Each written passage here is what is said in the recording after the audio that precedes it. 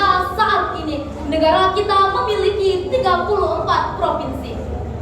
Pada pemilu yang akan diselenggarakan tanggal 14 Februari 2024 akan diselenggarakan pesta rakyat yang mendatangkan 17 partai politik dan berbagai daerah termasuk daerah kita Sumatera yang bersaing memikat hati rakyat agar tertarik dengan berbagai cara dan teknik. Mungkin ada cara yang baik-baik, tetapi ada juga yang menggunakan cara trik and trik.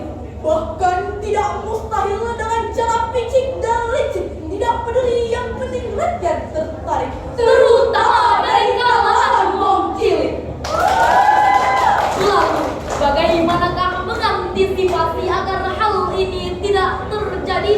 Pada kesempatan kali ini, izinkan kami menyampaikan syarahan Al-Quran yang berjudul Merawat Keberagaman dalam Kesatuan NKRI dengan berlandaskan Al-Quran Surah Al-Hujurat ayat 13 yang akan dibawakan oleh qari'ah kami beserta syari tilawah kami berikut ini. أعوذ بالله من الشيطان الرجيم بسم الله الرحمن الرحيم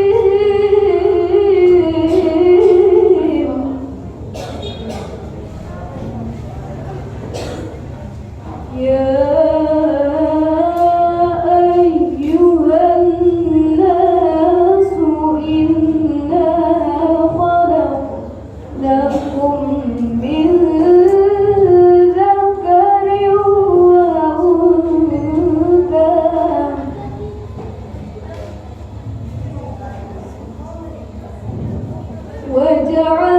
وجعلناكم شعوبا وقبائل لتعارفوا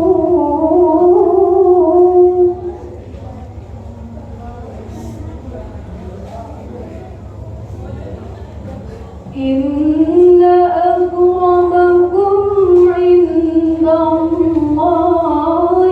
أتقاكم لهم مغفرة وأجر عظيم.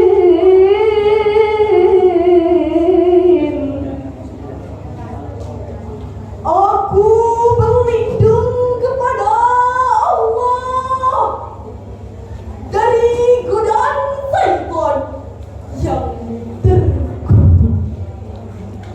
Dengan menyebut nama Allah yang Maha Pengasih lagi Maha Penyayang.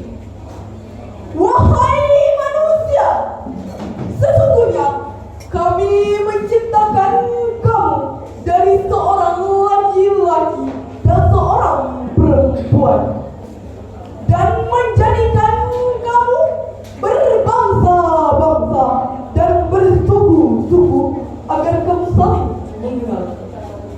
Sesungguhnya orang yang paling mulia di sisi Allah ialah orang yang paling takwa di antara kamu. Sesungguhnya Allah Maha Mengetahui lagi Maha Mengenal. Ma'asyiral muslimin rahimakumullah, dalam ilmu balaghah firman Allah tadi merupakan kalam khabar dengan esensi sebuah informasi ilahi bahwa Allah secara fitrah sudah menciptakan manusia dengan beraneka ragam.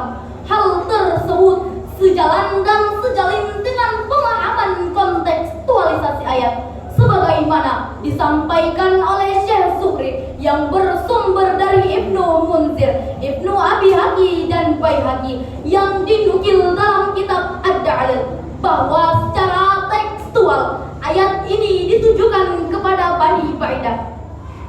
Ketika Rasulullah memerintahkan Bani Baidah untuk memohon ampunan kepada mereka dengan menikahkan putri-putri mereka mereka dengan budak-budak mereka. Lantas dengan sinis mereka berkata, pantaskah putri-putri kami dinikahkan dengan budak-budak kami?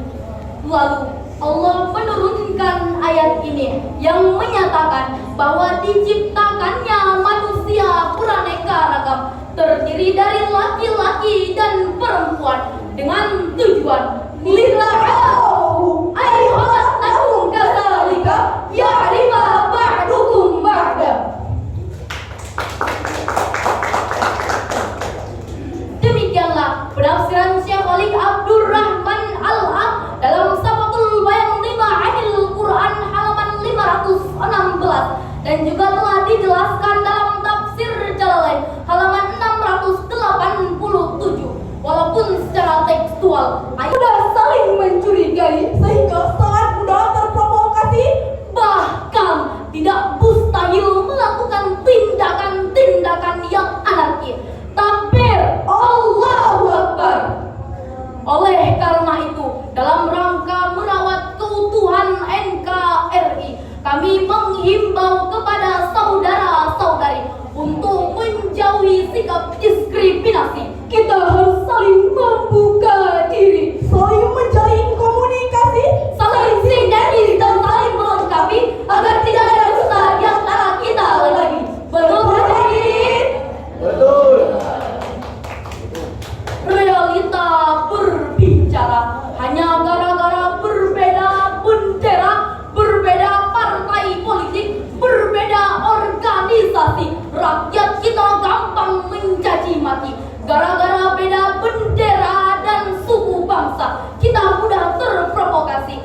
Gara-gara beda pilihan, kita jadi saling bermusuhan. Bahkan hanya gara-gara beda pemahaman dalam mendukung satu golongan, kita saling tenda, bahkan saling membunuh satu sama lain. Na'udzubillah, summa na'udzubillah. Bukankah Rasul pernah bersabda dengan tegas menyatakan, laisa minna man da'a ala asabiyah, Wa laisa minna man qatala ala asabiyah. wa laisa minna man mata ala asabiyah. Bukan termasuk umatku yang menyeru kepada fanatisme golongan, dan bukan termasuk umatku yang berperang karena fanatisme golongan, dan bukan termasuk umatku yang mati karena fanatisme golongan. Hadis riwayat Abu Daud. Dalam hal ini, marilah sama-sama kita renungkan firman Ilahi dalam Al-Quran surah Al-Imran ayat 103 berikut ini. Wa'tasimu bihablillahi jami'an wa la tafarraqu. Dan berpegang teguhlah kamu kepada tali agama Allah, dan janganlah kamu bercerai-berai. Ma'asyiral muslimin rahimakumullah. Secara semantik, ayat ini diawali dengan sigatul amar yang bermakna perintah, sedangkan kaidah usul fikih menyatakan al aslu fil amri lil wujud. Asal suatu perintah merupakan kewajiban, maka wajib bagi saya, kami, kalian dan kita semua untuk memupuk kebersamaan, membina persatuan, dan merajut harmoni demi keutuhan NKRI. Inilah esensi instruksi ilahi yang terangkai indah pada kalimat wa'tasimu bihablillahi jami'an wa la tafarraqu. Ai amarahum bil jama'ah wa nahahum anit tafarruq. Allah memerintahkan kita untuk bersatu padu dan jangan berseteru. Demikianlah penjelasan Imam Ibnu Katsir dalam tafsir Al-Quran.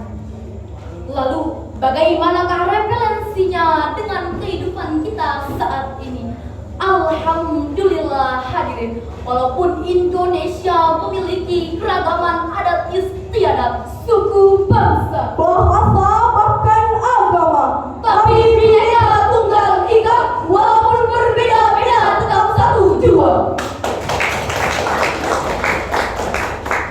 Namun yang lebih menyenangkan saat ini, komitmen pemerintah oleh para alim ulama dengan visi dan misi yang sama, menjaga Pancasila, Bhinneka Tunggal Ika, NKRI, dan Undang-Undang Dasar 1945 terus membahana di tengah-tengah maju pembangunan bangsa, sehingga kami, para pelajar dan pemuda-pemudi Indonesia, semakin yakin dan percaya, Semakin berani menyatakan diri secara terbuka. bagi kami NKRI harga mati, siap berhadapan dengan senapan mesin.